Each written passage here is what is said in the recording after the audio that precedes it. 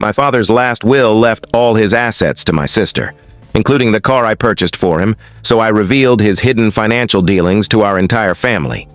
My name is Elliot, and I'm 34 years old. I want to share what's been happening with my family recently.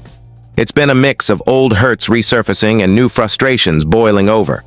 The kind of situation where you convince yourself you've moved on, only to realize the pain still lingers. My family's favoritism was blatant. If you asked my father, Walter, he'd likely deny it. But everyone else saw it clearly. My younger sister, Clara, has always been the favored child.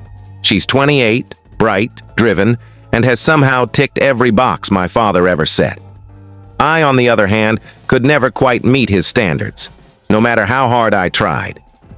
For years, I brushed it off, thinking Dad's expectations were too high or that my achievements weren't showcased enough.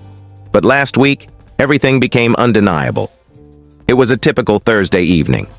Mom cooked dinner, and Dad, Clara, and I sat around the table.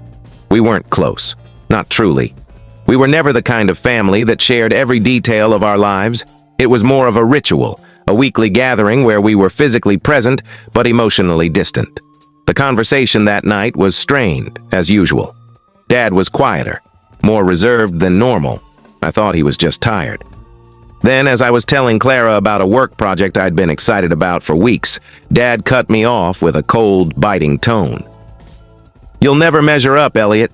You just don't get it." It wasn't a jest or a casual remark. It felt like a final judgment delivered in front of Mom and Clara. No one spoke. My face burned, my hands clenched. The words lingered, heavy and suffocating. I wanted to respond, but I couldn't. Part of me wanted to yell, part of me wanted to flee. Clara gave me a faint, knowing smile as if she was used to Dad's routine and almost relished it. Mom quickly changed the topic and we finished dinner in silence. The next morning, my phone was flooded with notifications. Dad had posted a long message on Facebook celebrating Clara's major promotion. She'd been named senior director at her company, a role she'd worked hard to earn. But the way Dad wrote it felt like the world was meant to bow to her while I was erased. There was a picture of Clara holding a champagne flute, beaming widely. Dad's post overflowed with praise, calling her brilliant, dedicated, and a testament to what effort can achieve. It was partly true, but it felt like a public declaration of her superiority. What stung most was the absence of any mention of me. No recognition, no acknowledgement of my existence, just a